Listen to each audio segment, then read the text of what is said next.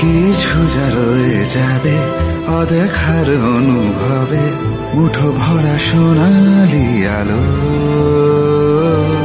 ছুঁয়ে যাব মেঘের পালো, আলোর জাহাজ ভাসিয়ে দিলে, মানে ভাসিয়ে তোমার পাড়ায়।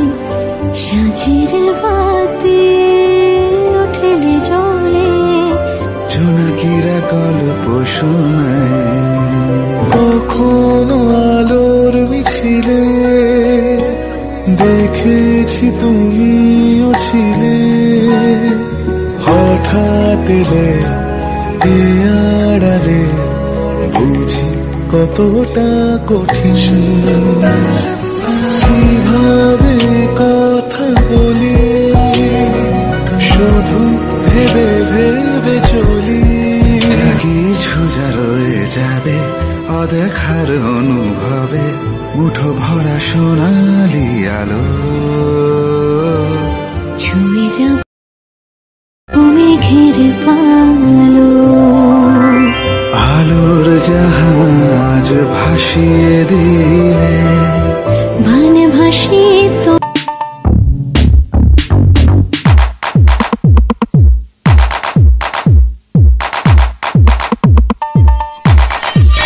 Hello guys, welcome back to my channel. আমি সুস্মিতা হাজির হয়েছি আবারও নতুন একটা ব্লগ ভিডিও নিয়ে। তো চলে এসেছি বর্ধমানে জুওলজিক্যাল পার্কে। তো দেখো চিড়িয়াখানায় ঘুরে বেড়াচ্ছি। তো কিভাবে এলাম চলো তোমাদের কাছে একটু ব্যাকে শেয়ার করব। তো দেখো কি সুন্দর লাগছে, বিকেলবেলা এসেছি আমরা। তো চলো, কাকার বাড়ি থেকে বেরিয়ে, কাকার বাড়ি থেকে বেশিক্ষণ লাগে না, 15 মিনিট লাগে। তো দেখো আমরা চলে এসেছি। আর এপাশে যেহেতু বিশ্ববিদ্যালয়, বর্ধমান বিশ্ববিদ্যালয়, সেই রাস্তা দিয়েই আমরা যাচ্ছি পায়ে হেঁটে। আমার মাম্মা আমার কাকার সঙ্গে স্কুটিতে বেরিয়ে গেছে। তো ভাবলাম একটু হেঁটে হেঁটে যায়, যেহেতু বিকেলবেলা না, সত্যি পরিবেশটা অসাধারণ লাগছে। তো দেখো এইখানেই সব আছে, যেহেতু তারামণ্ডল রয়েছে, তারপরে হচ্ছে জুওলজিক্যাল পার্ক। তো তাড়াতাড়ি বেরিয়ে পড়লাম। তো চলো যেতে যেতে তোমাদেরকে বলি, ওখানে টিকিট মূল্য হচ্ছে বড়দের মাথা পিছু 25 টাকা করে এবং ছোটদের 10 টাকা করে। আর কাকার সাথে যেহেতু ওখানকার এক আঙ্কেলের খুব পরিচয়, তো সেক্ষেত্রে আমাদের কোনো টিকিট মূল্য লাগেনি। তো দেখো আমরা চলে এসেছি জুওলজিক্যাল পার্কের সামনে, একদমই সামনে চলে এসেছি। আর সেখান থেকে মানে বিকেলবেলার ভিউটা অসাধারণ। তো এখানে যেটা বিশেষত্ব, মানে এখানে হচ্ছে হরিণ দেখার জন্যই বিশেষত্ব। তো এখানে এখন নতুনত্ব এসেছে, যেমন নতুন এসেছে উলফ, মানে নেকড়ে বাঘ এসেছে, যেটা এখনও সবার সাথে পরিচয়, মানে তার একটু একটা জায়গায় আসতে একটু ধাতস্থ লাগে।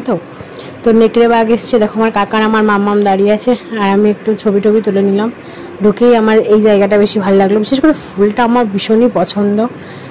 যেখানেই ফুল দেখি সেখানেই ভিডিও করতে থাকি। তো এখানে কুমির নিয়ে একটা গন্ডগোল চলছিল। তো চলো আগে এটা মানে এর সম্পর্কে একটু বিস্তারিত তোমাদের কাছে জেনে নিই, তারপর আবার ফিরে আসছি। বর্ধমান জুওলজিক্যাল পার্ক, যা পূর্বে রমনা বাগান মিনি চিড়িয়াখানা ছিল।